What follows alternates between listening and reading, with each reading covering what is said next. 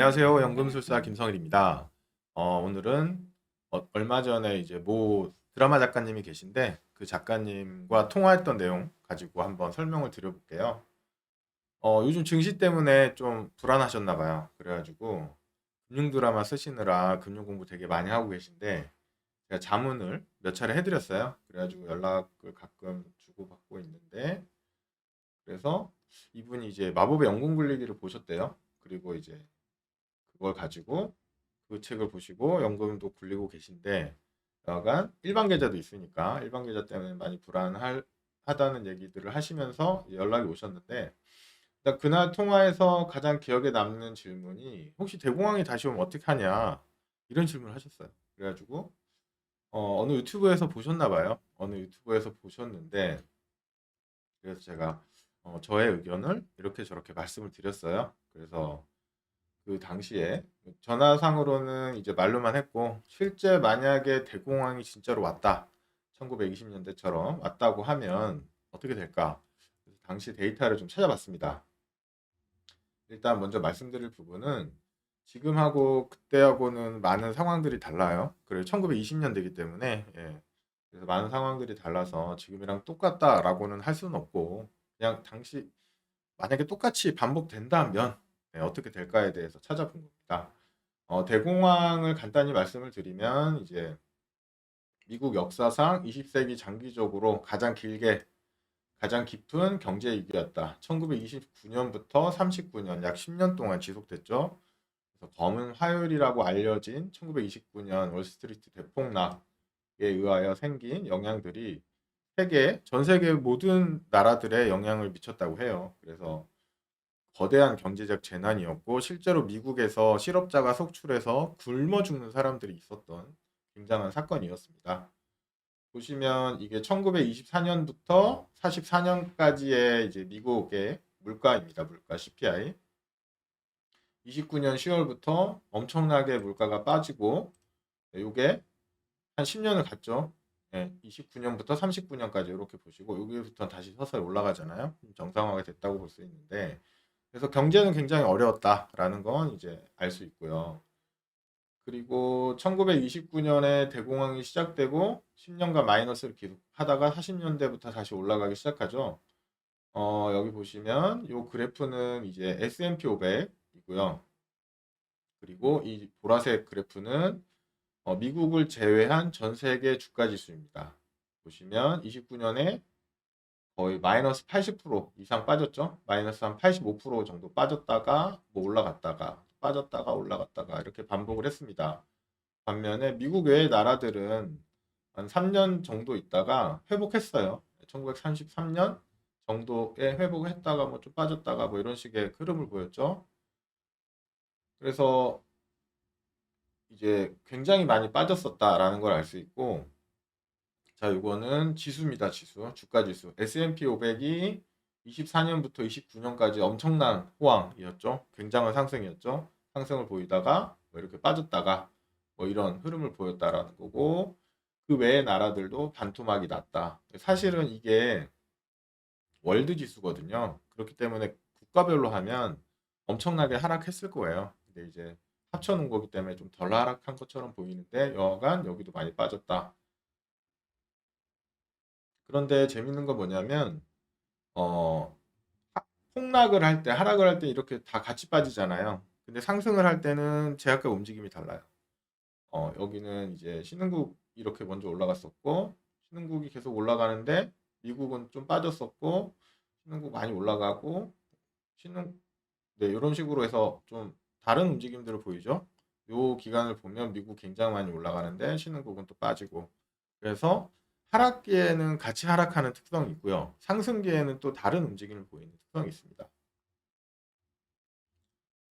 여기는 이제 미국 국채하고 금의 모습도 본 건데요. 이 회색, 하늘색 선이 미국 국채예요.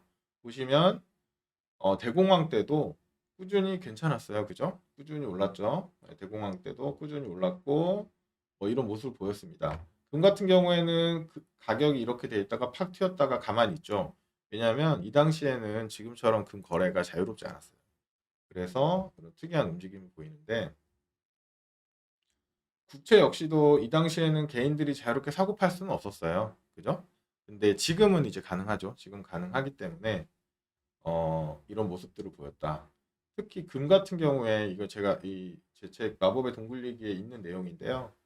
1929년에서 33년 1900 이어진 대공황은 미국에서 발생한 가장 큰 위기였다. 루즈벨트 대통령이 1933년에 미국 국민이 보유한 모든 금을 상납해라라고 지시했고요. 그래서 금을 보유한 사람들은 징역 10년, 벌금 25만 달러라는 중형을 받았다고 합니다. 그래서 이제 금에 대해서는 이제 그런 정부의 이런 정책이 있었다라는 거고요. 그것 때문에 이제 1974년에 이 법령이 금소유를 금지한 법령이 1974년에 철폐되었다고 해요. 그래서 그 이후에 금 가격이 많이 상승하기도 했고 이런 여러 가지 모습들을 보였는데 아무튼 지금은 금이나 국채 이런 거 주식도 이제 개인들이 자유롭게 사고 팔 수 있죠. ETF라는 그런 상품이나 펀드 같은 게 있기 때문에 그래서 이때 만약에 그 마법의 동굴얘기에서 언급했던 게 영구 포트폴리오가 있는데요. 이 영구는 퍼머넌트 포트폴리오라고 해서 500년 전에 나온 이제 전략입니다. 심플하게 말씀드리면 주식, 국채, 골드, 현금에 이제 25%씩 나눠서 투자하면 좋다라는 전략이고요. 만약에 이 금융위기 시절에 금융위기라고 합니다. 대공황 시절에 만약에 연구 포트폴리오를 했다면 어땠을까? 이 빨간 선입니다. 빨간 선. 올라갈 때 어느 정도 올라가졌고 하락은 굉장히 좀 막아졌죠. 그리고 여기서 올라가서 무난한 상승 우상향 했던 것 같아요. 여기 보시면 이제 통계를 뽑은 건데요. 이 기간에 미국 주식은 연 6.5% 수익률을 보였고 최대 낙폭은 84%. 대공황 때 여기 찍은 거죠. 이런 모습을 보였는데 포트폴리오는 이제 4.9%의 수익률을 보였고 최대 낙폭이 36%. 네, 여기에 비하면 훨씬 작죠. 한 3분의 1 수준.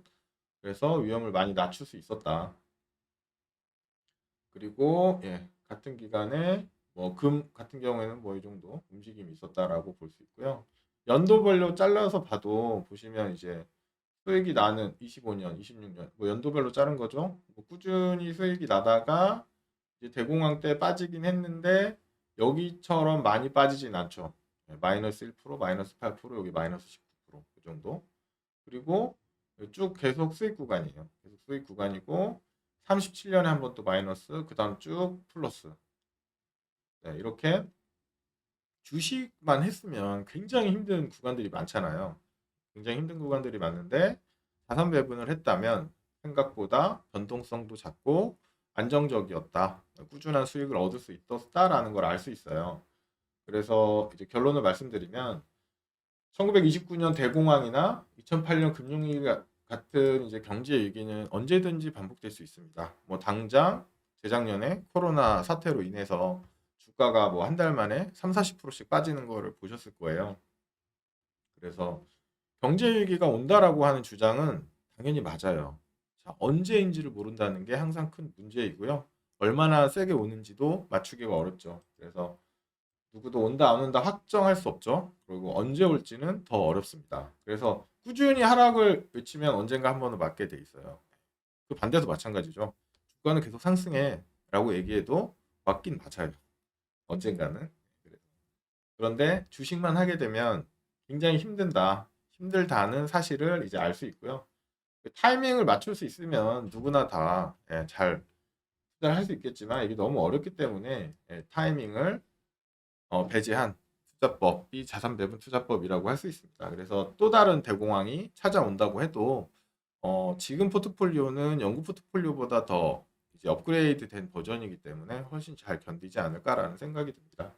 네, 아무쪼록 새해 복 받으시고 건강하시기 바라겠습니다. 여기서 마치겠습니다.